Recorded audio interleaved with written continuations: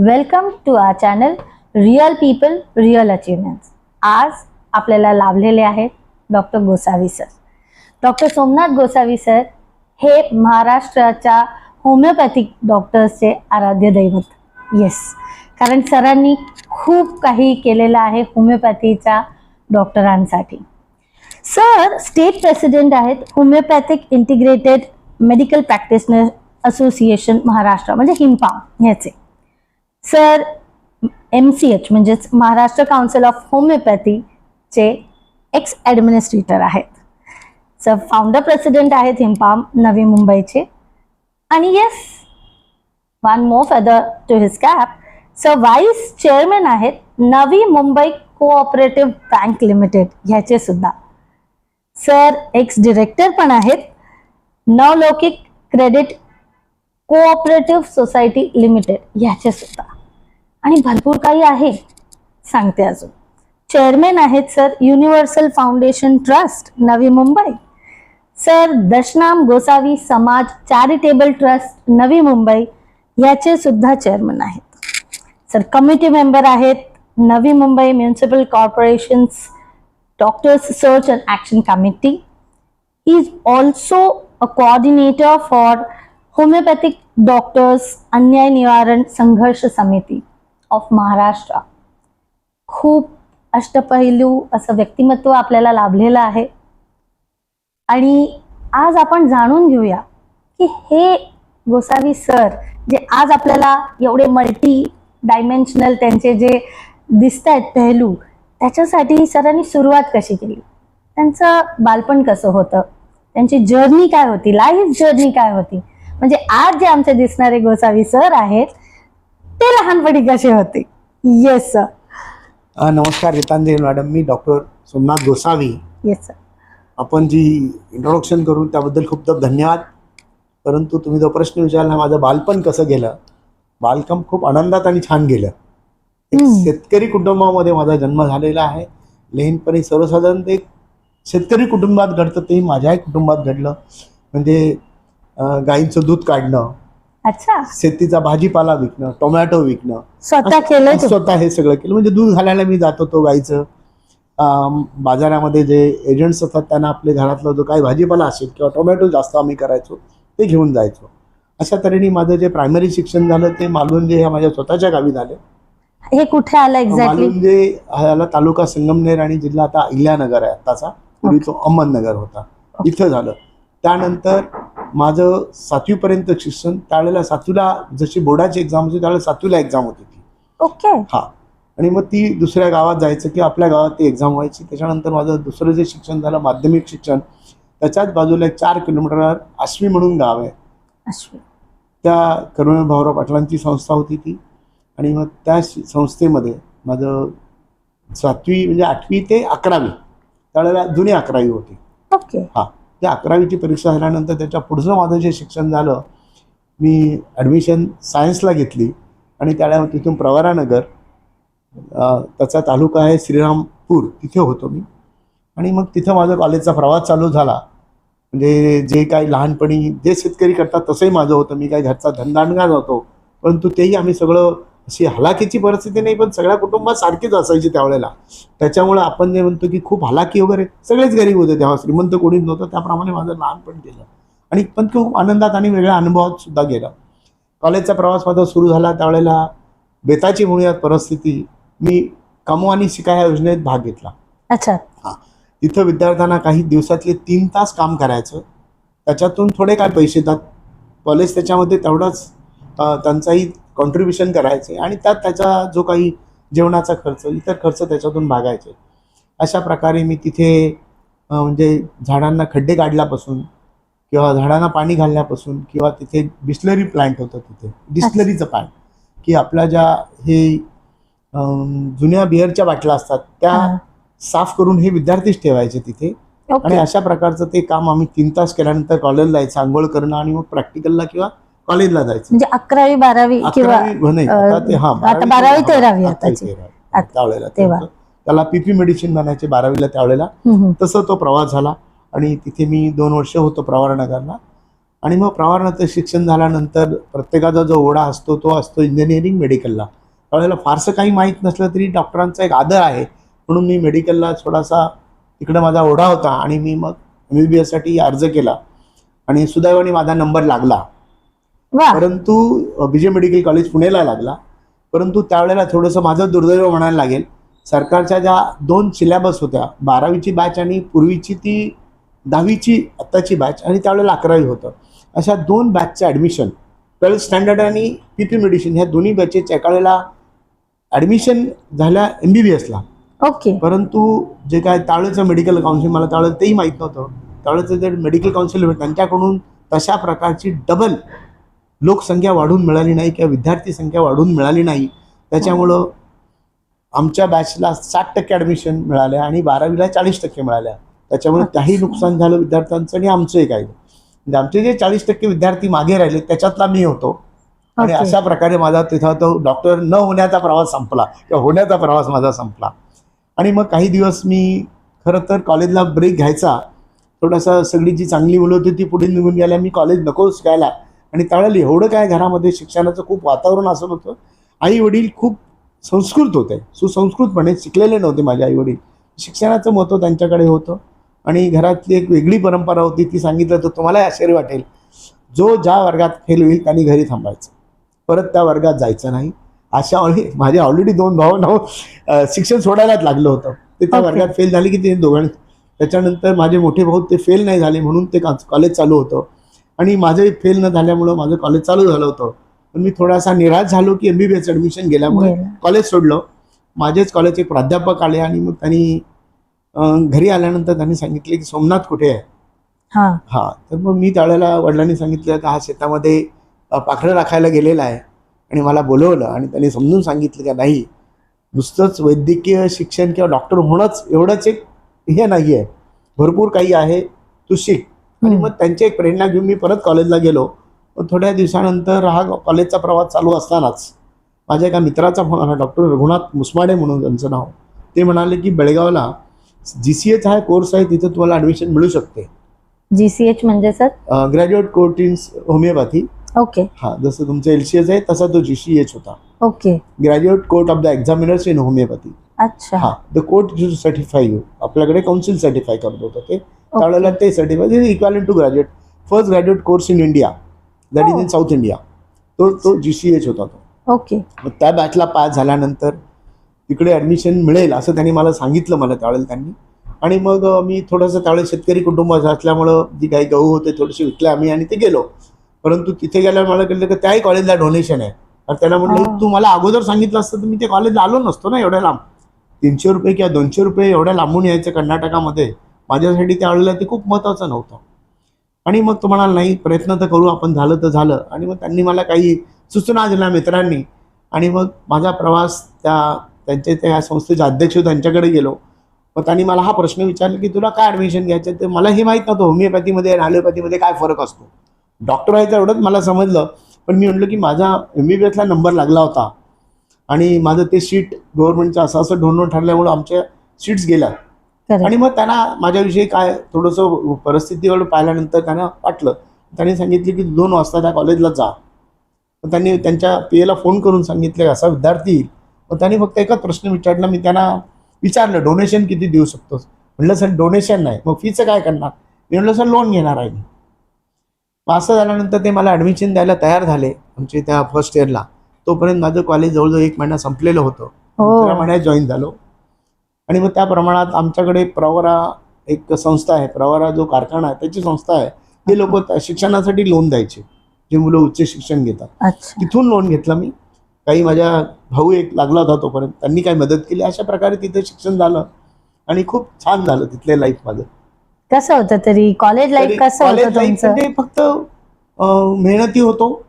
मी कधी असं म्हणणार नाही की मी खूप रँकर होतो. आलोय अबो ॲव्हरेज, हेही लक्षात घ्या. की आणि स्पोर्ट्स पण होतो. माझ्या कॉलेजचा मी इकडे PP मेडिसिनला पण स्पोर्ट्स प्लेअर म्हणून कोठ्यामधून मला तिकडेही फायदा झाला होता. मी हॉकी खेळायचो. त्याही कॉलेजला जाऊन हॉकी खेळलो मी. म्हणजे तुम्ही हॉकी प्लेअर पण होते? हॉकी प्लेअर होतो. प्रवरानगर मेडिकल कॉलेज नव्हतं, PP मेडिसिन म्हणूया त्यावेळेला, FIB म्हणायचे त्या, तिथं मी हॉकी खेळत होतो. आणि तिकडे एक स्पोर्ट्स कोटा असतो, त्याचे मार्क्स असतात. अच्छा. त्याचा बेनिफिट आम्हाला मिळाला तिथे. त्यानंतर मी बेळगावला मेडिकल कॉलेजला गेल्यानंतर तिथेही हॉकी खेळत होतो मी. आणि तिथे मात्र तसं काय मेरिटचा फायदा नव्हता आम्हाला, पण एक Okay. हॉबी म्हणून मी खेळायचो. आणि तिथेही मग आम्ही स्वतः जेवण बनवायचो काही वर्ष, 2 वर्ष. आणि माझे मित्रही होते, आम्ही स्वतः जेवण बनवायचो आणि स्वतः खायचो. त्याच्यानंतर 3rd इयर नंतर आम्ही एक मेस जॉईन केली. आणि मग त्या मेसमध्ये आम्ही सगळेजण कॉन्ट्रीब्युशन करून एक जण ते चालवायचा, एक महिना. अशा प्रकारे मेस चालवायचं. हो, आम्ही प्रत्येकाने आणून द्यायची, सगळं सामान आणून द्यायचं एकाने. ओके. आणि त्याच्यानंतर त्यांनी परत 1 महिना झाला की त्यांनी हिशोब सांगायचा एवढा आपला खर्च झालाय म्हणून. आणि मग दुसऱ्या महिन्याला परत कॉन्ट्रीब्युशन काढायचं. आणि ते प्रत्येकजण करत होता तसंच. आणि बऱ्याच वर्षे तेच चाललं शेवटच्या वर्षापर्यंत. आणि मग झाल्यानंतर प्रत्येकाला मी त्यावेळेला कुठेही जाऊ शकलो नाही, कारण तशी म्हणते तर परिस्थिती बेताची असल्यामुळे गोवा तिथून फक्त 5 रुपये अंतरावर होतो त्या काळचा. पण मी गोव्याला पण गेलो नव्हतो. आणि त्याच्यातले काही अजूनही काही गोष्टी आहे. कॉलेजला मी फर्स्ट इयरला गेल्यानंतर पहिल्या 6 महिन्याच्या आतमध्ये तिथे संप झाला. आणि तो भारतातला नाही जगातला पहिला संप, सिलेबस वाढवावा म्हणून. हो. त्याच्यानंतर दुसरं त्याचं असं होतं की महाराष्ट्रामध्ये 12वीला पास झालेल्या डॉक्टरांना MBBSला ॲडमिशन मिळायचं. आणि तिथं 12वी झाल्यानंतर सुद्धा तुम्हाला केमिस्ट्री आणि बायोलॉजी हे परत द्यायला लागायचं. त्यासाठी संप झाला. आणि मग नंतर त्यांनी मान्य केलं की 12वी is equivalent to PP medicine किंवा FYP. आणि मग त्या एक्झाम्स कॅन्सल झाल्या. आणि त्याच्यानंतर आमच्या फक्त पुढच्या 5 वर्षाच्या सुट्ट्या कॅन्सल केल्यानंतर सुदैवाने सगळ्या वर्षी मी पास होत गेलो, पहिल्या ॲटममध्ये पास होत गेलो. आणि मग तसं झाल्यानंतर सगळ्यांना वाटलं की हा खूप मोठा कन्सल्टंट होमिओपॅथीचा होईल. अशा तऱ्हेने तिथला प्रवास माझा संपला. परत मी रिझल्ट आणायलाही जाऊ शकलो नाही. काही वर्षांनी मी परत गोव्याला गेलो परंतु त्या कॉलेज जीवनात मी कुठे फिरू शकलो नाही. आणि मग इथे आल्यानंतर तिथेच आमच्या श्रीरामपूरला मी एक हॉस्पिटलला इंटर्न म्हणून काम करत होतो. आणि तो प्रवास करत असतानाच तिथे परत माझ्या त्याच मित्राचा डॉक्टर रघुनाथ मुसवाडे, ते ठाण्याला, तो जरा वेल टू डू फॅमिलीतला असल्यामुळे तो इकडे होता. त्यांनी सांगितलं की इथे चांगल्या अपॉर्च्युनिटी आहेत, तर तुला शक्य असेल तरी ये. आणि मग मी तिथून निघलो. तर मला त्या महिन्याचं त्यावेळेला 500 रुपये मला मिळाले होते. आणि मी त्याच्यातले माझ्याकडे फक्त 100 रुपये होते तिथून मी निघताना. आणि मग अशा प्रकारचा मी तिथून एका दुधाच्या टँकरने ठाण्याला आलो. आणि मग त्याच्यातले माझे 30 रुपये निघून गेले होते. रिक्षावाल्याने 15 रुपये घेतले आणि मी त्या हॉस्पिटलला गेलो. दुसऱ्या दिवशी सकाळी डॉक्टर भानुशाली म्हणून होते, खूप फेमस सर्जन होते. त्यांच्याकडे मी आल्यानंतर त्यांनी सांगितले की आपण उद्या 6 डॉक्टरांचा इंटरव्ह्यू घेणार आहोत, त्यात हे डॉक्टर पास झाले तर यांना घेऊ. अच्छा, म्हणजे इंटर्नशिपसाठी? हा, इंटर्नशिपसाठी नाही, आरएमओशिपसाठी. कारण तर तो मित्राला मी म्हटलं की अरे बाबा, मी तिथून इतक्या लांब आलोय आणि आता माझं कसं होणार, मी जर त्या इंटरव्ह्यूत पास. तो म्हणाला मी प्रयत्न करतो, तू होणार नाही, 100% तू काम केलेलं आहे, पास होशील तू. सुदैवाने दुसऱ्या दिवशी मी तो इंटरव्ह्यू क्रॅक केला आणि मी तिथेच राहिलो. तिथंच मी इंटर्नशिप केलं, गायनॅक युनिट केलं त्यांच्याच माध्यमातून. कारण त्यावेळेला गायनॅकला पोस्टिंग भेटायचं नाही, तर त्यांनी मला ती अपॉर्च्युनिटी गव्हर्नमेंट हॉस्पिटलमध्ये मिळवून दिली.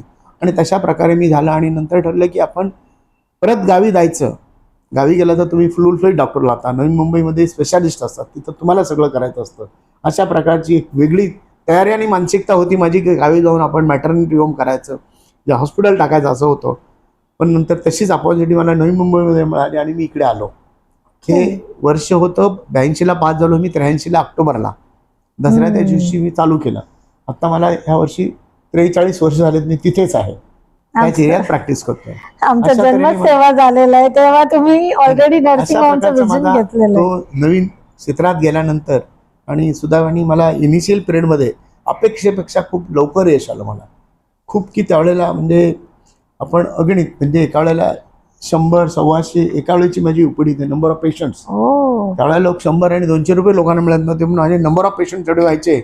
आणि मग मी रात्री 12पर्यंत प्रॅक्टिस करायचो. रात्री पेशंट संपत नाही म्हणून मी 4 वाजता जायचो आणि त्याच्याच बाजूला दुसरं क्लिनिक ओढलं मी, 4 ते 6 आणि 6 ते. आता तिथे सध्या रेल्वे ट्रॅक आहे, त्या ट्रॅकवर माझं एक क्लिनिक होतं तुर्वेच्या. आणि मग अशा प्रकारचा तिथला प्रवास चालू झाला. आणि मग त्यावेळेला सगळे डॉक्टर सारखेच असे, संकल्पना त्यावेळेला माझी होती.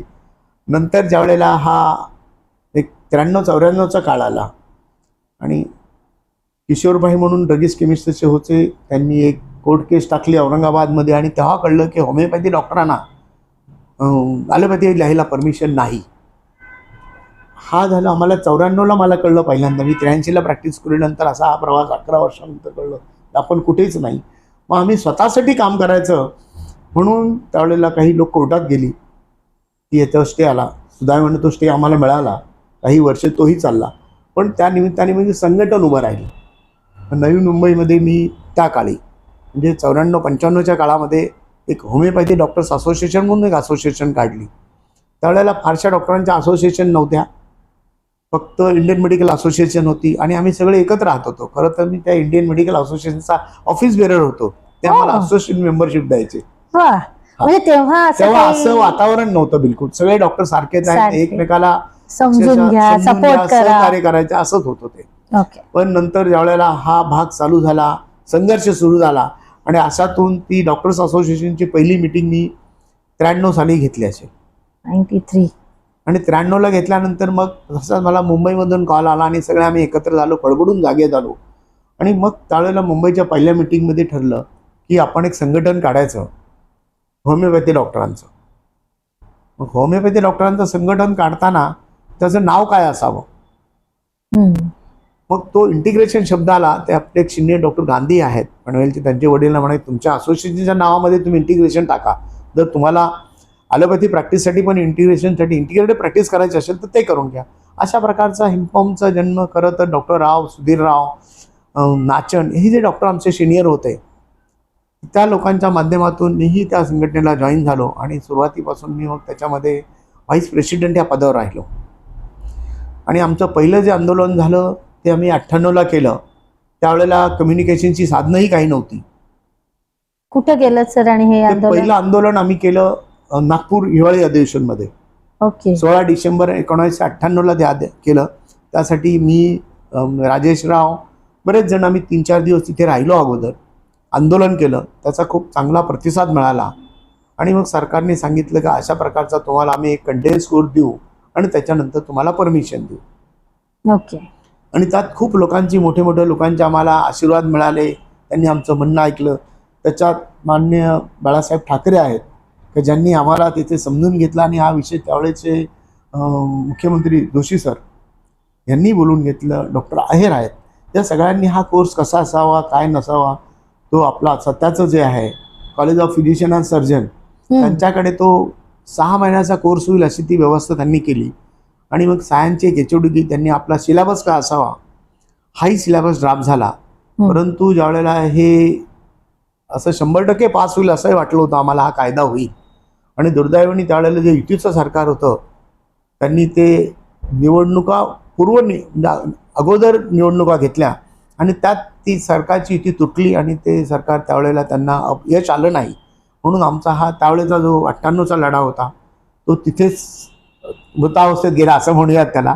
त्यानंतर 2 वर्षांनी परत आम्ही परत आंदोलन केलं आणि काही वर्ष आंदोलन, कोर्ट कचेरी हात गेल्यानंतर परत मोठा काही सरकारशी पत्रव्यवहार करणं, कायद्यात बदल करून घेणं, वकिलांची मत घेणं, यात बराचसा काळ गेला.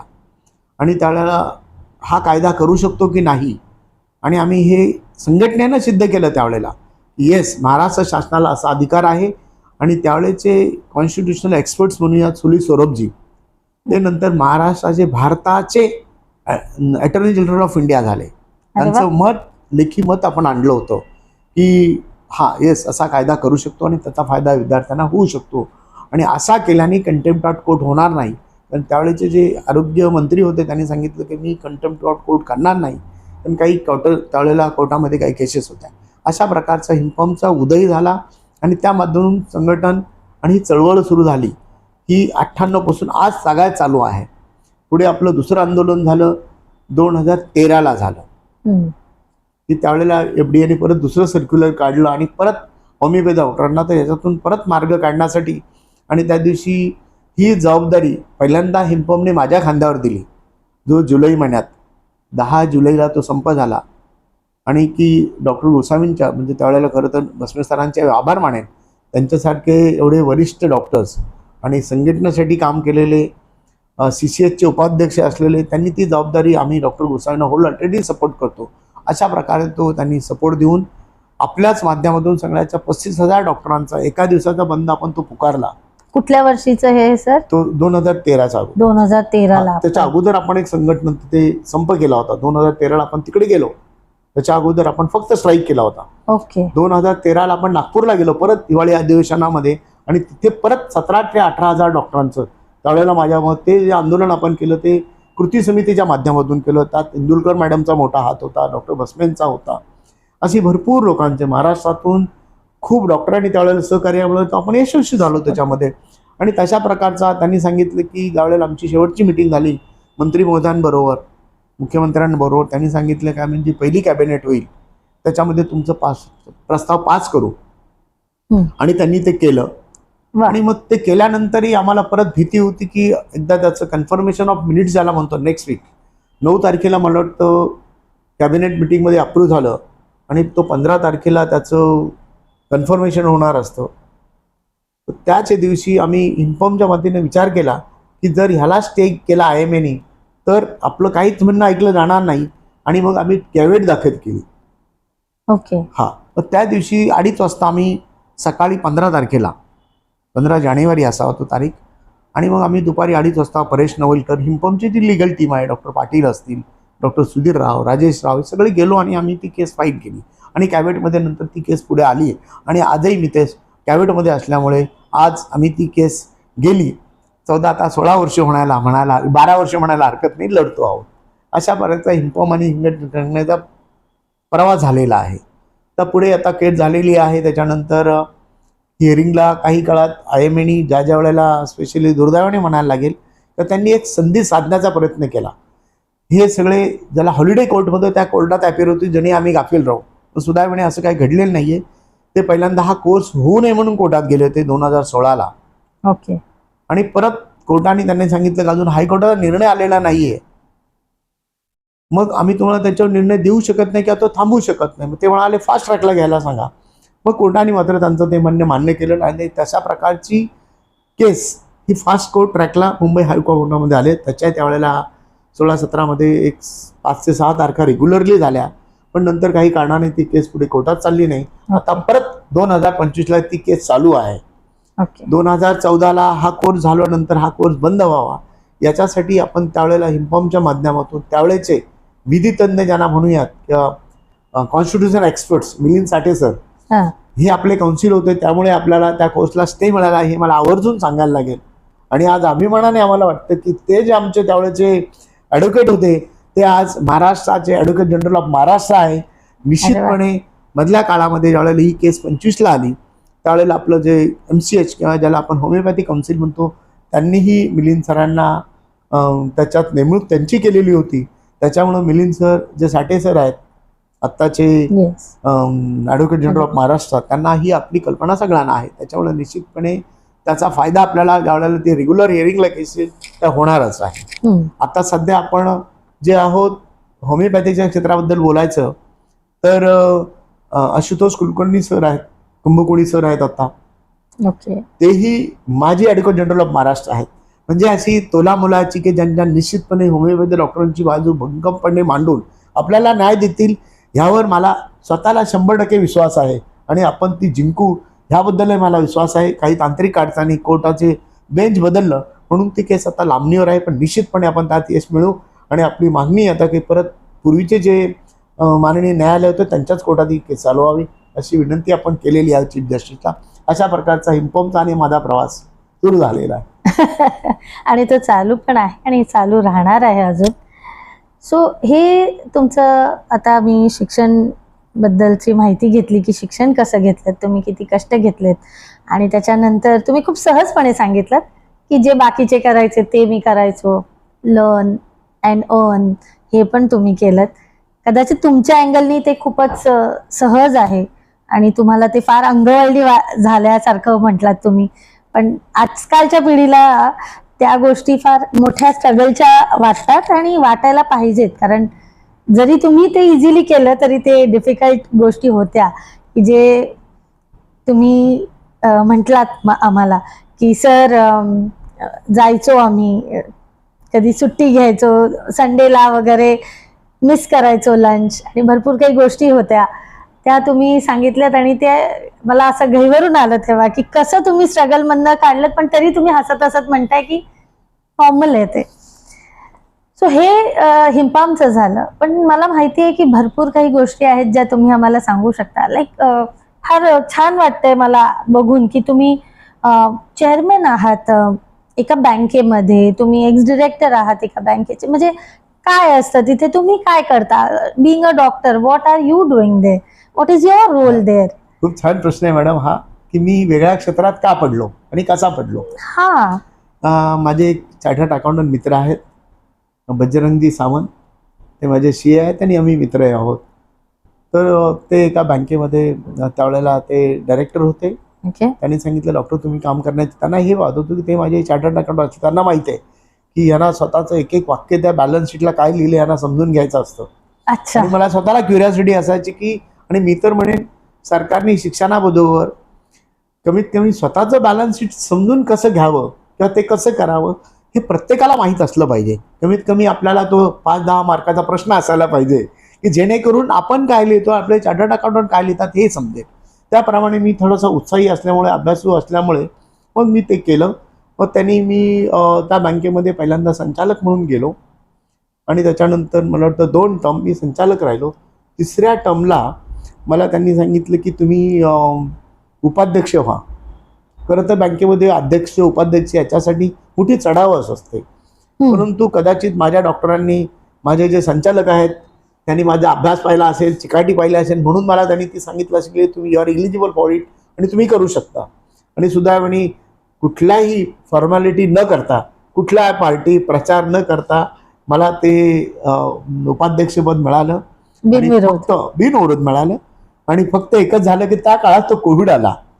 कोविड आल्यामुळं बँकांची परिस्थिती, ग्राहकांची सगळीच प्रश्न बरीच अडचणीची झाली. आणि त्याही काळामध्ये मी थोडासा अभ्यासू म्हणापाहिजे, चिकित्सावृत्ती म्हणूयात. माझी बँक जरी छोट्या साईजची असली परंतु सारथोसारख्या मोठ्या बँकेला जेवढे सॉफ्टवेअर की जेवढी टेक्नॉलॉजी ॲप्लिकेशन ते सगळं माझ्या बँकेत आहे. ओके. त्याच्यामुळं माझ्या बँकेचा जो खातेदार आहे किंवा कर्जदार आहे त्यांना सगळ्या डिजिटलच्या ज्या सेवा आहेत, IMPS असो, तुमचं NEFT असो, सगळ्या सुविधा मिळतात.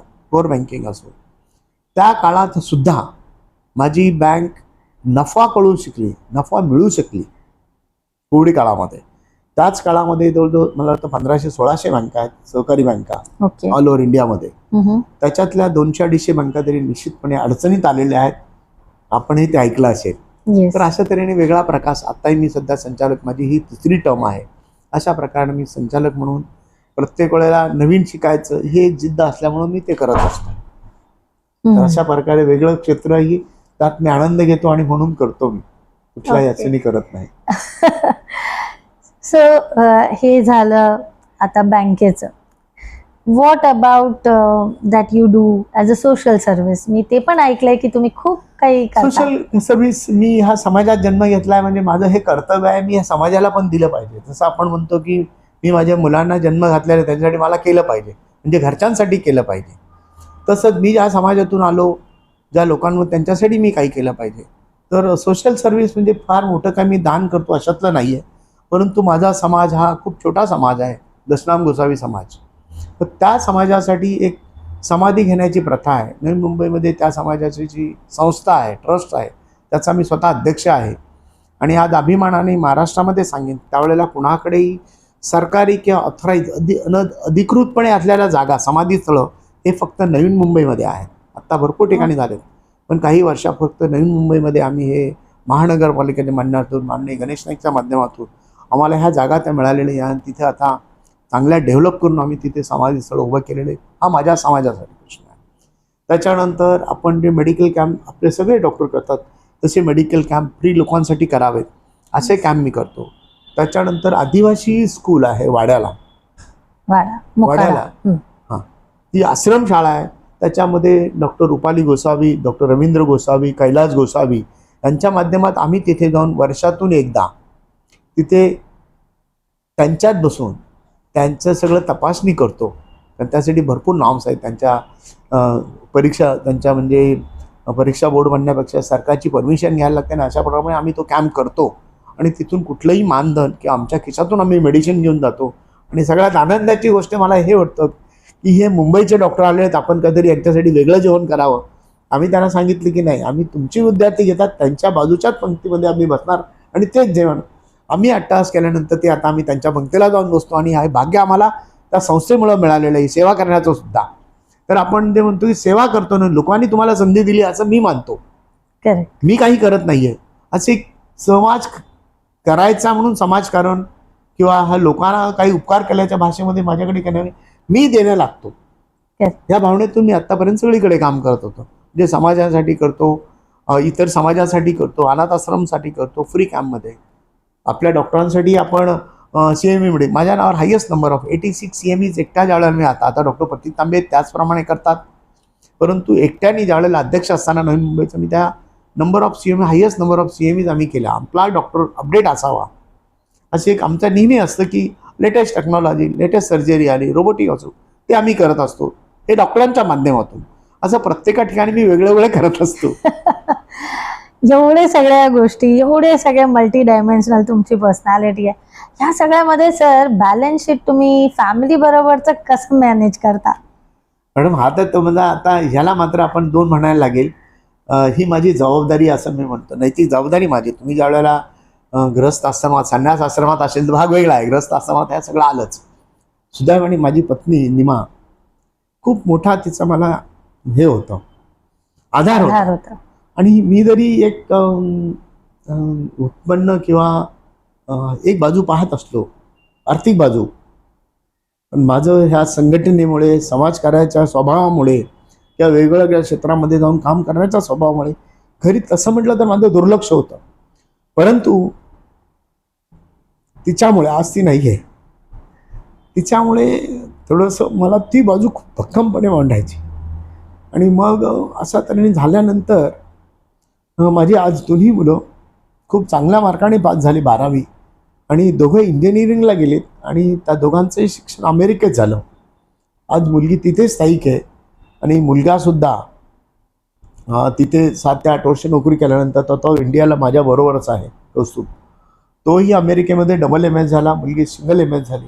अशा प्रकारची ती एक जबाबदारी मी पार पाडली असं म्हणू शकतो. येस. आता आपण सगळं बँक म्हणा, तुमचं स्पोर्ट्सचं करिअर म्हणा, तुमचा अभ्यास मला माहिती आहे तोपर्यंत सर तुम्ही MD पण केले. मग MDचा आपण काही उल्लेख नाही केला आपल्या ह्या पूर्ण जर्नीमध्ये, ते कधी केलं तुम्ही? मॅडम नवीन खरं तर मी प्रॅक्टिस जवळजवळ 25 वर्ष केल्यानंतर MDचा, आणि त्यावेळेला खूप प्रॅक्टिस चांगली म्हणेन मी, कारण 50-100 पेशंट पाहणं हे प्रॅक्टिसचं चांगलं लक्षण आहे. खूप जास्त. त्याच्यातली प्रॅक्टिस करत असताना मला वाटतं 15 वर्ष माझ्याकडे चेअर नव्हती. हो. कारण मला बसायला लागायचंच नाही, म्हणून ती चेअर आम्ही काढूनच टाकली वेळच नाही. होती. उभी करूनच प्रॅक्टिस करत होतो. त्याच्यामुळे लोक म्हणायचे हा बिगर खुर्चीतला डॉक्टर आहे, आवाज राहतो काय. आणि अशा तऱ्हेने वाटल्यानंतर मलाही वाटलं की आपण जर शिक्षणाची थोडीशी आवड होती मला, आपणही प्रत्येकाला हे GCS थोडंसं असं वाटायची काय डिग्री आहे, प्रत्येकाला उत्साह होता. तो एक होता. अधिक मी जर कॉलेजला शिकवायला जायचं असेल तर आपण काय शिक्षण घेतलं पाहिजे, आणि मला आवड होती शिक्षणाची आणि शिकवायची, शिकून घेणं आणि शिक्षण देणं ह्या दोन्हींची आवड होती. म्हणून मी MD घेतलं. कुठल्या साली सर? 2008 ला ऍडमिशन मी CET दिली पहिल्यांदा, आणि ती CET मध्ये मी पास झालो. पण तो शेवटच्या दिवशी मालकाने अभिनंदन केलं की दुसऱ्या हाटली अमेरिकेशन ऍडमिशन मिळाली तुम्हाला. आणि ते ऍडमिशन माझं औरंगाबादला झालं होतं. परंतु 3 वाजता की 5 वाजता ते क्लोजिंग होतं आणि मला त्यांनी 2 वाजता फोन केला इथे. त्याच्यामुळं त्या काळी ते अशक्य झालं मला औरंगाबाद लावून ऍडमिशन घेणं. आणि मग तो माझा जरी अभिनंदन लोकांनी केलं असलं तरी सत्य परिस्थितीत मला ऍडमिशन घेता आली नाही. परत मग 2010ला मी परत CET दिली आणि मग मला येरळा मेडिकल कॉलेज जे आहे खारघरचं, तिथे ॲडमिशन मिळाली. आणि तिथे मी सिन्सिअरली 2 वर्ष MD केलं, कारण ते माझ्या क्लिनिकपासून अंतरही छोटं जवळ होतं. मी तिथे केलं ते, आणि मग मी पहिल्याच अटेम्प्टमध्ये तिथे MD पास झालो. परंतु तो केवळ माझ्या प्रॅक्टिससाठी नाही, प्रॅक्टिस माझी खूप चांगली होती, MD झाल्यानंतर वेगळं काही होणार नव्हतं. परंतु मला कुठेतरी कॉलेजला शिकवायला जायला आवडेल याच्यासाठी मी ते केलं होतं. परंतु कामाच्या व्यापामुळे ते माझं राहून गेलं. अशा बऱ्याच गोष्टी राहून जातात, त्यातलं ते एक होतं माझं. पण म्हणजे किती वर्षाचं अंतर झालं सर, तुम्ही पास आउट झालात आणि 83 झाला, 83 पासून ते 27 वर्षानंतर so मी एमडी ला inspiring. ऍडमिशन घेतली आणि मी पास आउट झालो. त्यातही पहिल्या अटेम्प्ट मध्येच झालो मी. आणि अच्छा, ऍडमिशन त्याच्यानंतर त्याच्या अगोदर मी प्रयत्न केला होता की लॉला ऍडमिशन घ्यायचं ओ आणि मी लॉला अर्ज केला आणि त्यांनी मला सांगितलं की तुमचं जे GCH क्वालिफिकेशन आहे त्याचं इक्वॅलन्सी आणा आणि इक्वॅलन्सी आल्यानंतर तुम्हाला ऍडमिशन आम्ही देऊ. हम्म. आणि मग त्यांनी सांगितलं की हे court of examiners graduation not from the university. Okay. Court is certifying you, so Okay. Your graduation cannot be treated at par. परत मी कॉलेजला प्रस्ताव लिहिला. त्यांनी सांगितलं आता आम्ही युनिव्हर्सिटीला अटॅच आहोत, तुम्ही कोल्हापूरचे एक डॉक्टर आहेत, जाधव म्हणून होते, त्यांनी लॉ केलेला आहे. मग मी शिवाजी युनिव्हर्सिटीला करस्पॉन्डन्स करून इलिबिलिटी करून घेतली. बाय द त्याच्यात 2 वर्ष माझे निघून गेले आणि फक्त लॉचा अभ्यास झाला, परंतु मला ती डिग्रीला जाता नाही आलं. कधी कधी ज्या गोष्टी राहून जातात, हळद होते, त्याच्यातली ती एक आहे माझी, का मी लॉची डिग्री कंप्लीट करू शकलो नाही. परंतु होमिओपॅथीमध्ये MD झाल्यानंतर परत ह्या स्ट्रगलमधून, सगळ्या ह्या आंदोलनामधून आपल्याला जो CCMPचा कोर्स आहे त्याच्यासाठी मात्र पहिल्या बॅचला माझं निवड झाली होती. जे हॉस्पिटलला Seniority. हा. जे ग्रुप ऑफ हॉस्पिटल्स आहे हा. मुंबईचं, त्याच्यामध्ये मला ॲडमिशन मिळाली होती. परंतु काही घरच्याही मला जबाबदाऱ्या होत्या आणि त्याच्यामुळं मी मुलीचं लग्न असल्यामुळं मी त्या वर्षी तिकडे जॉईन न होता मुलीचं लग्न केलं आणि त्याच्या पुढच्या वर्षी मग मी ठाण्याला ॲडमिशन घेतली. राजीव गांधी गव्हर्नमेंट मेडिकल कॉलेजलाच ॲडमिशन घेतली आणि तिथे मी पहिल्या वर्षी सिन्सिअरली स्टुडंट होतो. मी माझे फक्त 2च दिवस त्या कॉलेजला ॲबसेंटीज लागली. एक म्हणजे मी आपल्याच कामासाठी पार्लमेंटला गेलो होतो, ओके. अमेंडमेंटसाठी पार्लमेंट दिल्लीला गेलो होतो आणि तो एक दिवस आणि त्याच्यानंतर माझी काही कार्यविधी होते गावी त्या दिवशी, असे 2च दिवस मी फक्त तिथे राहिलं. आणि तिथेही मात्र सिन्सिअरली त्यांना असं वाटायचं की हा नुसता नेताजी म्हणून पाहतोय की खरोखर स्टुडंट आहे. Student आहे. आणि मी त्यांना, माझे सगळे जे कलिग्स होते त्यांना मी सांगितलं होतं तुमच्याकडे 2-2, 4-4 MD कामाला आहेत, हॉस्पिटल आहे, पण आपण इथे स्टुडंट आहोत, आपण स्टुडंट सारखंच राहिलं पाहिजे. तुमच्याकडे 2-4 MD कामाला असतीलही, परंतु आपले ते आज इथे गुरु आहेत, आपण तिथंच गुरु शिष्याचं नातं जपलं पाहिजे. मला वाटतं सगळी बॅच मी सुदैवाने खूप चांगली म्हणेन का ते आम्ही मला आजही एकमेकाच्या टचमध्ये आहोत आणि तशी कधी परिस्थिती आम्ही तिथे येऊन दिली नाही. आणि we are been appreciated by every one of that college. Professor लोक असतील त्यांनी ॲप्रिशिएट केलं, डीन मॅडमने ॲप्रिशिएट केलं. अशा प्रकारचा तो माझा कॉलेजचा शिक्षणाचा प्रवास असा कडतट नाही म्हणता ना, पण ढळबळ गाडी चाललेली होती. Good sir. मग CCMP तुम्ही कधी केलं म्हणतात? 2018ला केलं मी. 18ला. 2018ला बॅचला पहिल्या वर्षात ॲडमिशन सोडलं मी. 17चं ॲडमिशन सोडलं आणि 18च्या बॅचला ॲडमिशन घेतलं. त्याच वर्षी क्लिअर झालो. ओके. तुम्हाला का असं वाटतं की सर होमिओपॅथिक डॉक्टर्सनी CCMP हा कोर्स करावा? पण सगळ्यात महत्त्वाचा प्रश्न हा CCMP का करायचा? कुठल्याही शास्त्राला किंवा कुठल्याही गोष्टींना तुम्हाला उत्तर देण्या अगोदर त्याचा इनडेप्थ स्टडी असला पाहिजे. मी होमिओपॅथ आहे, माझ्याकडे समजा एक विश्वासाने एखादा माणूस आला डायबिटीज घेऊन, ब्लड प्रेशर घेऊन आला, तर त्याला कुठल्या औषधं चालू आहेत ॲलोपॅथीचे हे मला समजलं पाहिजे. ते कसे कमी करायचे हे मला समजलं, त्यांची मेकॅनिझम ॲक्शन काय होणार आहे, माझ्या औषधीची मला माहीत आहे. तर ते औषध देताना तुम्हाला कसा टॅपर करायचा, डोस हळूहळू बंद करायची का सगळी बंद करायची, हे समजण्यासाठी ते शास्त्र काय आहे, त्याचं मेकॅनिझम काय आहे, हे तुम्हाला समजणं त्याहून महत्त्वाचं आहे. आणि ज्या ज्या डॉक्टरांनी CCMP केला त्यांची होमिओपॅथी प्रॅक्टिस ठामपणे वाढलेली आहे आणि त्यांचा कॉन्फिडन्स आहे त्याहून वाढलेला आहे. आता प्रश्न, जे डॉक्टर होमिओपॅथी करत नाही, इंटिग्रेशन करतात, कधी गावाला गरज असते का तिथे त्यांना होमिओपॅथी आयुर्वेदातला डिफरन्स कळत नाही किंवा ॲलोपॅथीचा डिफरन्स कळत नाही, तिथे मग तुम्हाला कायदेशीर मान्यता, तुम्ही मोठ्या हॉस्पिटलला काममध्ये केलं असेल, ICUला काम केलं असेल, सगळेच डॉक्टर आपले होमिओपॅथी डॉक्टर हे आमचे मोठ्या कॉर्पोरेट हॉस्पिटलमध्ये कामं करतात. परंतु मग are you authorise to do that हा प्रश्न. तुमच्याकडे ज्ञान आहे, सर्टिफिकेट कुठे? मग याला ऑथेंटिकेट करायचं असेल तर तुम्हाला हा CCMP कोर्स करणं आहे आणि तो सरकार मान्य आहे, रिकग्नाइज युनिव्हर्सिटीमधून मिळतो, गव्हर्नमेंट मेडिकल कॉलेजमधून मिळतो. त्याच्यामुळं हा कोर्स केल्याने तुम्हाला 2 फायदे होणार आहेत. हा काय प्रायव्हेट इन्स्टिट्यूशनमधून तुम्ही केले, गव्हर्नमेंटमधून केलेला कोर्स आहे, त्याच्यामुळे निश्चितपणे त्याला आधार आहे आणि कायदेशीर आधार आहे. म्हणून हा प्रत्येक डॉक्टरांनी होमिओपॅथी करावा, जोपर्यंत त्यांना संधी आहे त्यांनी नक्कीच करावा. त्यांच्या प्रॅक्टिसवर निश्चितपणे इंटिग्रेटेड प्रॅक्टिस करत असली तरी फायदा होईल आणि जे प्युअर होमिओपॅथी त्यांना जास्त फायदा होईल. तर दोघांनी हा करणं त्याच्यासाठी तेवढंच महत्त्वाचं आहे मॅडम. ग्रेट सर आता तुमचं काय विजन आहे आपल्या होमिओपॅथसाठीचं? व्हॉट इज द मॅडम, आता पहिल्यांदा आपल्या होमिओपॅथला हा झालेला कोर्स आहे, सरकारला माहिती आहे त्यांनी केलेला कोर्स आहे, सरकार आपल्या बाजूने आहे, 100% आहे. पण ज्यावेळेला आपण IMA आपल्या विरोधात जाते त्याला 2 पैलू आहेत. आपल्याला पहिला हाही विचार केला पाहिजे आपल्याकडे काय काय ऑप्शन्स अवेलेबल होते. सरकारने अमेंडमेंट केल्यानंतर, चॅलेंज केल्यानंतर ती सरकारचं जरी जबाबदारी असली, संघटना म्हणून पण आपली जबाबदारी आहे ती. काही लोकांचं म्हणणं आहे की सरकारने केलेला कोर्स ते पाहून घेतील. सरकारचे 100 निर्णय, त्याच्यातले 2 निर्णय जर त्यांच्या विरोधात लागले तर 98 निर्णय त्यांच्या बरोबर आहेत. पण तुमच्यासाठी एकच निर्णय तो विरोधात लागला, तुम्हाला कसं शक्य? म्हणून संघटनांनी निश्चितपणे डोळ्यात तेल घालून कुठलाही अगदी आर्थिक भार का आपण सहन करतो. आणि मी तर म्हणेन महाराष्ट्रातल्या तमाम डॉक्टरांचं मी आज आभार मानेन. ज्यावेळेला संघटनेकडे पैसे होते त्यावेळेला ॲडव्होकेट मिलिंद साठेसारखे कौन्सिल आपण घेऊ शकलो. परंतु ज्यावेळेला आपल्या संघटनेकडे होमिओपॅथीने बऱ्याचशा काळामध्ये मेंबरशिप वाढली नाही, कॉन्ट्रीब्युशन घेतलं नाही. परंतु ज्यावेळेला गरज लागली, ज्यावेळेला मी कुंभकोणीचे ॲडव्होकेट कुंभकोणी यांच्याकडे ज्यावेळेला गेलो आणि त्यांनी त्यांची फी सांगितल्यानंतर मी परत अपील केलं, आवाहन केलं डॉक्टरांना. आणि मी आज माझ्या होमिओपॅथी बांधवांमध्ये स्वाभिमानाने सांगेन की मला 3 दिवसामध्ये 12 ते 13 लाख रुपये दिले. त्यामुळे मी आशुतोष कुलकर्णी सरांसारखे एक नामवंत वकील आम्ही संघटनेतर्फे उभे करू शकलो कोर्टामध्ये. आणि त्यांनी खूप रिझनेबली आपल्याला ते चार्ज केलं होतं. आणि हे सगळं होमिओपॅथी डॉक्टरांच्या विश्वासामुळे झालेलं आहे. डॉक्टर गोसावीची शक्ती काही नाही, हे सगळं मला मान्य आहे. माझ्यामध्ये शक्ती आहे ती त्या डॉक्टरांची आहे सगळ्या.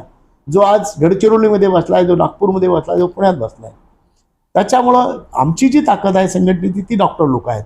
आणि मला आजही वाटतं मी कुठेही अडकलो, अगदी आर्थिक परिस्थिती अडकलो, तर माझे डॉक्टर आम्हाला बाहेर काढतील. आणि निश्चितपणे कोर्टाचा लढा हा काही दिवसांचा आहे, आपण जिंकू. परंतु कुठलंही जिंकलं तरी दुसरी पार्टी सुप्रीम कोर्टात जाण्याची शक्यता नाकारता येत नाही. बरोबर. आता सरकारने कॉल घ्यायचा आहे, त्यांनी तात्पुरतं रजिस्ट्रेशन द्यायला हवं, तर काहीच अपेक्षा नव्हती. सॉरी. तर काही अपेक्षा होती आमची ही की सरकारने हा कोर्स दिलेला आहे, कायदेशीर दिलेला आहे, त्याच्यामुळे द्यावं. सरकारचं त्यांचा हक्क आहे, ते सांगू शकतात UMC ला. आणि त्यांनी रजिस्ट्रेशन चालू करून जे आलेलं आहे, जे कोर्टाला निर्णय लागेल. आता ऑलरेडी जवळजवळ 12 वर्ष झाली ही केस कोर्टामध्ये आहे. एवढा तुमच्याकडे ह्युमन रिसोर्स अवेलेबल होऊन डॉक्टर मिळत नाही असं तुम्हीच म्हणत होता. तुम्हीच MBBS डॉक्टर बॉन्ड देऊन खेडेगावात जात नाही, सरकारच सांगत होतं. परिस्थिती आहे. हा, मग असं असताना तुम्ही ह्या डॉक्टरांना जे तुमच्याकडे आज इक्विपमेंट आहेत, जे कुठल्याही इमर्जन्सीला देऊ शकतात, ॲलोपॅथी ट्रीटमेंट देऊ शकतात, आजार बरे करू शकतात, त्यांच्या फोर्सचा वापर का करू नये? मग हा जनतेची खिळवाड आहे. मी होमिओपॅथी डॉक्टरांचं मला हे नाही, पण जनतेला जर सेवा मिळत नाही, हे डॉक्टर हाताशी तुमच्याकडे आज 10,000 डॉक्टर तयार आहेत. आणि त्यांच्या ज्ञानाचा आपण जर वापर समाजासाठी करणार नसू तर IMAने सुद्धा विचार केला पाहिजे. बिअर फुडे डॉक्टर असो, कित्येक कोर्स गव्हर्नमेंटनी काढले, जे इंटिग्रेटेड होते, छोटे कोर्सेस होते, 3 वर्षाचे. प्रत्येक वेळेला तुम्ही विरोध करणार. तुम्ही स्वतः सेवा नाही देऊ शकत. तुमचे सगळे डॉक्टर म्हणजे सुपर स्पेशालिटीला जातात. मग सामान्य लोकांचं काय? हा त्यांनी ॲलोपॅथी होमिओपॅथीचं भांडण नाही, हा सेवेचं भांडण आहे की आपण पुरं पडतो का महाराष्ट्रामध्ये? नाही. म्हणून सरकारने आयुष डॉक्टरांना तिथे घेतलेला आहे. हा त्यांनी विचार, हा परिस्थिती असू शकते तुमच्या काही असे समोर बसा, सरकारला सांगा बाबा पुढे हे कोर्स कसे. मी तर त्याहून पुढे जाऊन सांगेन की एक बेसिक कोर्स असावा आणि त्यानंतर स्पेशलायझेशन असावं. आयुर्वेदाला जायचं त्यांनी आयुर्वेदाला जावं, त्यांना सर्जरी जाते सर्जरीला जावं, होमिओपॅथला त्यांनी पण basic science at graduation level should be the same. आणि अशा प्रकारचा कोर्स यावा तर ज्याच्यात इंटिग्रेशन आला. आता स्टुडंटला चॉईस, मेरिट सिस्टीम एकच असावी की त्या मेरिटने सगळ्यांना ॲडमिशन घेऊ दे बेसिक हेल्थ सर्व्हिसेसला. ओके. हेल्थ ग्रॅज्युएशन झाल्यानंतर पोस्ट ग्रॅज्युएटमध्ये तुम्ही 10वीला 12वीला होमिओपॅथीचा अभ्यास काय शिकवणार आहात? It is so spiritual science आहे, ते सायंटिफिक सायन्स आहे. पण ह्याला जर शास्त्रीय आधारासाठी तुम्ही जे मेरिट लावतात ते थोडं कमी वाटतं मला. कारण होमिओपॅथीला ताकद ही ॲलोपॅथीपेक्षा जास्त लागते, हेही मान्य आहे. आणि तो डॉक्टर त्याहून हुशार असला पाहिजे, हेही माझं मत आहे. तर निश्चितपणे सरकारने अशा प्रकारचा कोर्स आणावा की जेणेकरून होमिओपॅथी सुद्धा स्पेशलायझेशन त्याचं स्टँडर्ड राहील आणि लोकांना त्याची चांगली सेवा मिळेल. हे माझं पर्सनल मत आहे. हे संघटनेचा अध्यक्ष म्हणून मला वेगळं वाटतं. जसं मला स्वतः वाटतं की आयुर्वेदाने सुद्धा FDA मध्ये बदल करून घेतलेला आहे, जो 2E सेक्शन म्हणतो आपण, ड्रग अँड कॉस्मेटिक ऍक्टमध्ये बदल करून घेतलेला आहे. बरोबर ना? तसं आपण आपल्या डॉक्टरांसाठी सहज शक्य होऊन करून ठेवला असता. ओके. हा, तर त्याचे आज बेनिफिट झाले असते. एवढ्या दिवस कायद्याच्या आधारातून कमीत कमी एक कायद्यातून आपण बाहेर आलो असतो. हे माझं स्वतःचं मत. मी बऱ्याचशा ज्या होमिओपॅथीमध्ये जे नेते मंडळ त्यांच्याशी माझं पर्सनली व्यक्ती केलेलं आहे. त्यांचं म्हणे की आपण हा कोर्स केलेला आहे म्हणून हे हक्क आहे आपल्याला मिळायला. हक्कापेक्षा आज आपली लढाई लोकांना तयार आहोत. आपले डॉक्टर 10,000 डॉक्टर आहेत, सेवा देणं महत्वाचं आहे. तर तो बदल करून आपल्या कौन्सिलला आजही आहोत आपण, त्यावेळेला राहिलो असतो. आयुर्वेदामध्ये तसंच आहे. करेक्ट. हा, परंतु हा एक डॉक्टर गोसावी म्हणून विचार, ज्यावेळेला मी संघटना करते त्यावेळेला मला सगळ्यांची मतं घेऊन माझं मत द्यायचं असतं. त्यावेळेला हे निर्णय कधी कधी माझी 2 मनं मला खातात की अरे नाही, मला असं वाटतं करून घ्यावं की जेणेकरून माझे डॉक्टर सुखात राहतील, समाधानात राहतील, कायदेशीररित्या शांतपणे प्रॅक्टिस करू शकतील. करेक्ट. अशा प्रकारचं एक माझं स्वतःचं मत आहे. हे ब्रॉडर विजन आहे, कारण जिथे CCMP ज्या स्पीडनी चाललंय किंवा ज्या आपण इनटेक आहे कॅपॅसिटी कॉलेजमध्ये आणि आपण करणार आहोत जे पास आउट आहेत, ती स्ट्रेंथ खूप कमी आहे ॲज कम्पेअर्ड टू जे आपले BHMS ग्रॅज्युएट्स होत आहेत. सो ऑफकोर्स ते इन्क्लूड केले फार्मॅकोलॉजी कोर्स आपल्याकडे आता. तुमचा हा चांगला प्रश्न आहे मॅडम. याच्यासाठी म्हणेन चांगला मी की अशी निराशा का तयार झाली. आपण त्या मानसिकतेकडे गेलो पाहिजे. ज्या डॉक्टरांनी केलाय, ज्यांचं आज पहिल्या बॅचचा मी आहे, 18 साली पास झालं, 6 वर्ष झालं मला रजिस्ट्रेशन नाही मिळालं अजून. पण नवीन वाटतं की ह्यांनी करून एवढे पैसे टाकून एवढा अभ्यास करून मी प्रॅक्टिसचं सॅक्रिफाईस करून रात्रंदिवस करून अभ्यास केल्यानंतर जर मला मिळणार नसेल तर मी का करू. अशी वेगळ्या वातावरणातून सरकारचं जे धोरण आहे त्यांनी याच्यावर खूप तात्पर्यानं कोर्टाच्या निदर्शनास आणून देऊन निर्णय अपेक्षित आहे लवकर देणं, आणि त्याचा फायदा म्हणजे निराशावाद आपल्याला आलाय. त्याचं कारण काही अर्थाने मी सरकारलाही जबाबदार धरेल की त्यांनी त्याप्रमाणे लक्ष कमी दिलेलं आहे. सरकारने ठेवलं तर निश्चितपणे त्याच्यातून मार्ग ताबडतोब निघू शकतो. आणि मग ही निराशामुळे काही लोकांना एवढं आपण करू शकतो का. आणि त्यातले काही लोकांचे वय झालेले आहेत, कारण they are at retirement age. ही संख्या जरी 90,000 असली तरी प्रत्यक्षात तेवढी ती संख्या नाही आहे. त्या लाईव्ह रजिस्ट्रेशन सुद्धा 60-70 हजाराच्या पुढे नाही आहे. जे 20,000 डॉक्टर, जो डॉक्टर पहिल्या वर्षी पास झाला 2000ला, तर माझ्या एजला 2010चे डॉक्टर, त्याच्या अगोदर हार्डली बोटावर मोजण्या एवढी डॉक्टर आहेत शिल्लक आता. कारण बरेचसे प्रॅक्टिस बंद केलेत, काही दुसऱ्या प्रवासाला लागलेले आहेत, इहलोकाचा प्रवास. अशा प्रकारच्यामुळे थोडीशी निराशा आलेली आणि त्यामुळे मग कॉलेज वाढत नाहीयेत. तरी पण आता स्ट्रेंथ खूप चांगली झालेली आहे. आता तुम्ही अर्ज जरी तेवढे पासआउट झालेले असले तरी 15-1 हजारापर्यंत सगळे लोकांचा नंबर गेलेला आहे. हा कॉन्फर्म खूप चांगला आहे. ओके. पण तरीही एक पॅच राहील सर, CCMP झालेला आणि CCMP न झालेला. त्या पॅच साठी काय दोन विजन गोष्टी आहेत त्याच्यामध्ये. खरं तर सरकार सकारात्मक असतं ही जरी आपण मान्य केलं असलं, कधी कधी आपल्या लोकांची एक मतभिन्नता त्याला काही प्रमाणात कारणीभूत आहे. तर सरकार ज्या वेळेला बोलवतं, ह्याही मागच्या आंदोलनामध्ये म्हणजे जे सत्ताधारी पक्षाचे मोठे अधिकारी आहेत, जे पदाधिकारी आहेत, त्यांनी आम्हाला बोलवलं होतं की याच्यावर कसा मार्ग काढता येईल. त्यावेळेला त्यांनी सांगितलं की ठीक आहे, त्यावेळेला आम्हाला गरज होती, आता आमच्याकडे सफिशियंट नंबर ऑफ डॉक्टर झाले आहेत, हा कोर्स किती दिवस चालू ठेवायचा. म्हणजे तुम्ही ॲडमिशन एक ते MBBSला घ्या किंवा होमिओपॅथीला ॲडमिशन घेता, परत सेकंड डोरला तुम्ही 100% मागणी करता, ते कुठे थांबवायचं याच्यावर तुम्ही आम्हाला उत्तर द्या. आणि तशा प्रकारच्या मिटिंगला काही आपले जे नेते मंडळी आहेत ते तिथे स्वतःहून आले नाहीत. त्यावेळेचे माननीय मुख्यमंत्री देवेंद्रजी यांच्याशी मिटिंग झाली. त्यांनाही ते आपण जरी किती म्हणत असलो की हा सरकारच्या विरोधात लढा नाही आहे, परंतु आपण ज्या वेळेला आंदोलन करतो तो सरकारच्या विरोधात असतो. मग काही गोष्टी सरकार प्रत्येक वेळेला त्यांना दोन्ही बाजूला खुश करायचं असतं, त्याच्यामुळे त्यांना न आवडलेल्या गोष्टी आपण करतो. जर सरकार आपल्या बरोबरच आहे असं म्हणतो तर आंदोलन करावं, फ्रुटफुल असावं, ह्याबद्दल मी आहे. तुमचा दबाव गट हा निश्चितपणे सरकारवर असावा, कारण सरकार ही 2च भाषा, 3च गोष्टींना हा प्रश्न सुटला जातो. एक, तुमच्याकडे लोकसंख्या किती म्हणजेच मतदार किती, एक. दुसरी गोष्ट तुमची ती जी लढाई आहे ती कायदेशीर बाजू किती भक्कम आहे, आणि सरकारवर तुम्ही किती पॉलिटिकल प्रेशर टाकू शकता. आणि काही बाबतीत ठीक आहे, आता जर म्हणलं की आपण लिगल चांगल्यापैकी स्ट्रॉंग आहोत, निश्चित जिंकू ही जरी भावना असली तर जसा प्रभाव पडायला पाहिजे. आपल्याकडे संघटना खूप, रोज एक संघटना नवीन होते, हाही एक त्यातला एक इश्यू आहे. परंतु आता आम्हाला वाटतं की आम्ही ते हात कोर्टाची बाजू घेतलेली आहे. जास्त हल्लागुल्ला न करता शांतपणे ही संघटना, म्हणजे अगदी डोळ्यात तेल घालून आम्ही काम करत असतो. डॉक्टर परेश कन्नवळ असतील, प्रतीक तांबे असतील, डॉक्टर चंद्रकांत पाटील असतील, सगळी लोक, डॉक्टर राव असतील, आम्ही त्याच्यावर बारीक लक्ष ठेवून आहोत. तर आता फक्त काही दिवसामध्ये त्याचा निकाल लागावा आणि निश्चितपणे लागेल, तो आपल्या बाजूनेच लागेल याबद्दल माझं मन मला मात्र खात्री देत आहे. तर अशा Great. प्रकारचा असावा. तरी पण Great. सगळ्या डॉक्टरांनी ऍडमिशन घ्यावीच त्या कोर्सला, हेही माझं तेव्हा आव्हान राहील. येस सर, नक्कीच. ते तर आम्ही घेणारच आहोत. जेवढे काही जे बाकी आहेत होमिओपॅथ्स ते कंटिन्यू करतील, CCMP कम्प्लीट करतीलच. ह्याच्या व्यतिरिक्त मला हा क्वेश्चन विचारायचा आहे सर तुम्हाला, की समजा समजा काही पॉसिबिलिटी असू शकते का, की जिथे IMA आपले हिमपाम एकत्र येऊन एक मधला मार्ग काढून काही वर्कआउट होऊ शकतं का? खूप पण अशा प्रकारचा प्रयत्न, आपले जे आंदोलन झालं, आझाद मैदानचं शेवटचं आंदोलन झालं, हा त्याच्या एक दिवस अगोदर झालेला होता.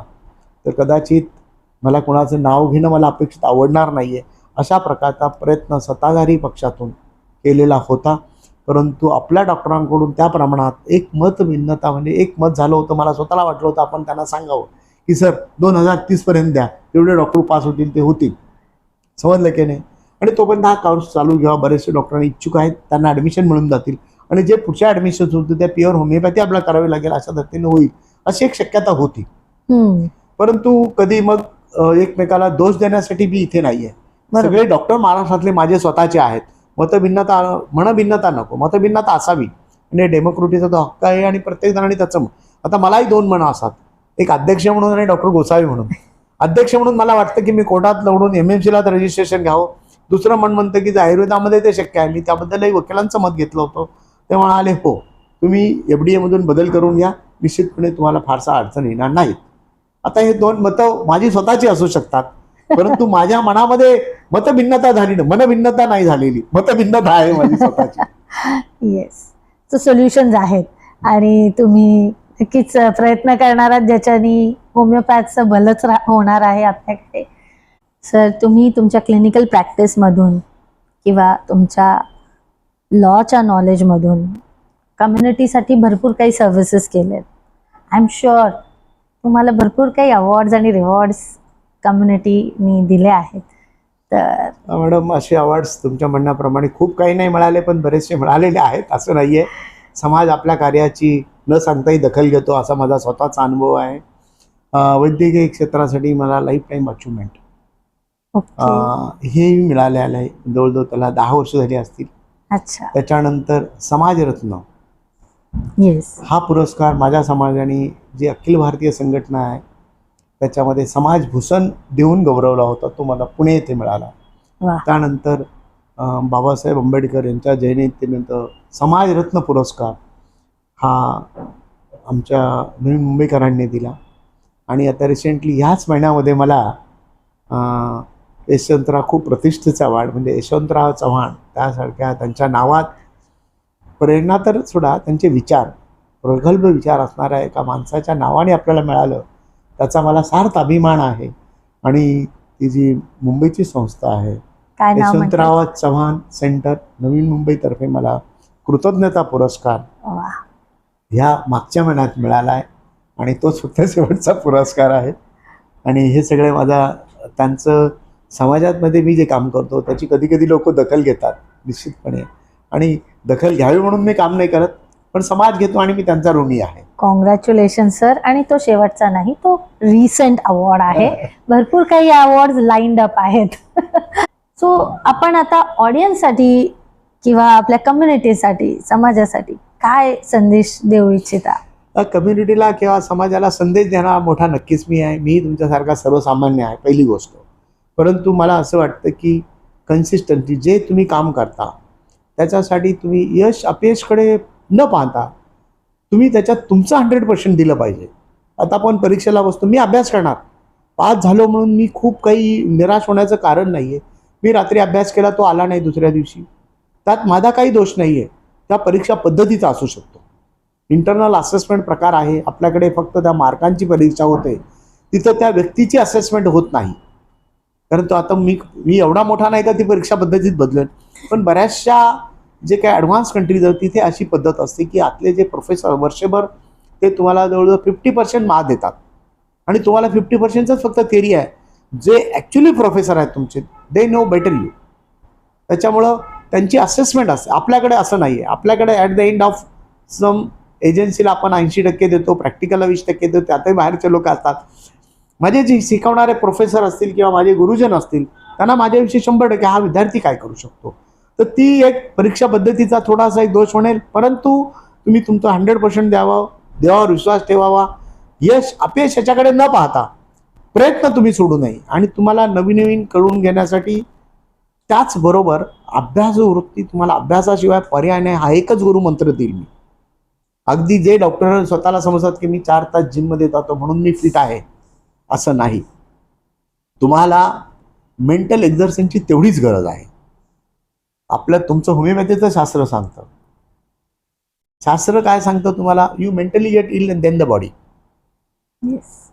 आता हा जर तुमचा गुरुमंत्र आहे तर तुम्ही पहिल्यांदा, मग मी असं विचारेन की बाबा तुम्ही रोज जिमला 2 तास जाता, तुमच्या माइंडसाठी काय एक्झरसाइज करता तुम्ही?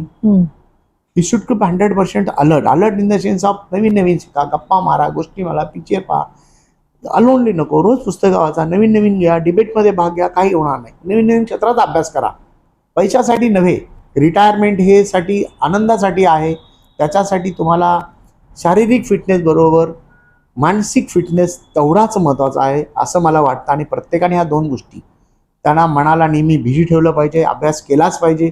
विद्यार्थ्यांनाही मी तेच सांगेन की तुम्ही यशासाठी अभ्यासासाठी नका करू आणि वडिलांनी त्या मार्कासाठी त्यांच्या मागे लागू नये.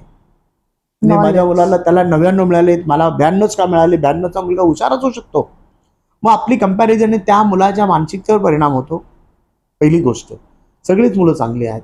तर तसं न करता पालकांनी सगळ्यात, खरं तर मी म्हणेन विद्यार्थ्यांना काही सांगण्यापेक्षा मी पालकांना सांगावं की तुम्ही ह्या मार्कांच्या धोडगोडमध्ये मागू नका. आणि कदाचित चुकीचं होईल मी बोललेलं, परंतु आपलं जे काही संस्कार झाले ते थोडेसे झालेत की मी काय करतो, चांगले मार्क पाड, तुला इंजिनियर होता येईल, डॉक्टर होता येईल.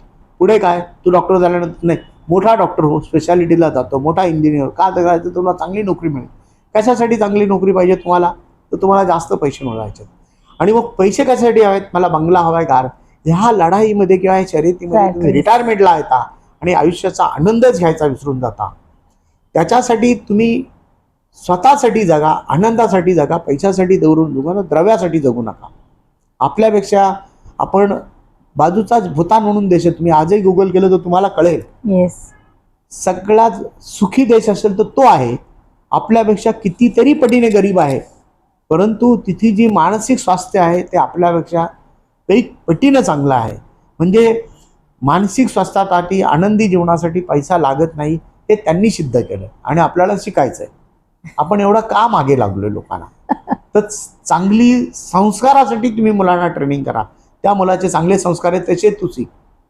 त्याला 95 पडले म्हणून तू 96 पाड, याच्यासाठी त्या तुमच्या मुलाला, तुमच्या पाल्याला किंवा तुमच्या विद्यार्थ्याला बळी पाडू नका. त्याचा आनंद हिरावून घेऊ नका. एवढंच एक सांगेन मी. Yes, thank you sir. माझ्यासाठी, माझ्या स्वतःसाठी पितृतुल्य आमचे मेंटॉर आपले गोसावी सर, आज एवढा वेळ दिला तुम्ही आम्हाला. खूप काही गायडन्स मिळाला, खूप काही कळलं तुमच्या स्ट्रगल्सबद्दल, तुमच्या हार्डशिप्स, ज्यांना तुम्ही हसत हसत म्हणाले हे नॉर्मल आहे. आणि आजपर्यंत इथपर्यंत पोहोचलोय आपण. आणि अजून खूप पुढं जायचं आहे. तुमचं विजन खूप महत्त्वाचं आहे आमच्यासाठी, कारण एक मिशन घेऊन निघालेलं आहात ज्याच्यात तुम्हाला होमिओपॅथी डॉक्टरांसाठी तुम्ही आजवर भरपूर काही केलं आहे, भरपूर काही करण्यासारखं आहे. So thank you once again sir. आणि आम्ही नक्की तुमचा मंत्र लक्षात ठेवू की रॅट रेसमध्ये न जाता पॅशन रेसमध्ये जावं आणि भरपूर काही शिकावं. मल्टी डायमेन्शनल पर्सनॅलिटी जरी आपण सरांची बघितली तर त्याचं लॉजिक तेच आहे. त्यांना अकाउंट्स माहिती आहे, त्यांना हिस्ट्री माहिती आहे, त्यांना लॉ माहिती आहे, त्यांना मेडिसिन माहिती आहे आणि त्यांना लाईफच्या हार्डशिप्स माहिती आहे. भरपूर काही शिकलेत ते पण, आणि आम्ही त्याच्यातनं शिकलो. खूप धन्यवाद गीतांजली मॅडम. आपण ही मला संधी दिलीत की लोकांपर्यंत माझ्या प्रतिक्रिया, माझ्या भावना पोहोचवणार आहात तुम्ही, त्याबद्दल खूप खूप धन्यवाद. एवढंच आहे की अजूनही माझ्या हाते समाजाची सेवा घडत राहो आणि इथला प्रवासही माझा सेवा करताना संपो, असं माझं स्वतःचं मत आहे. तुमचा हा प्रवास कधीच न संपो अशी माझी इच्छा आहे. धन्यवाद मॅडम. Thank you sir.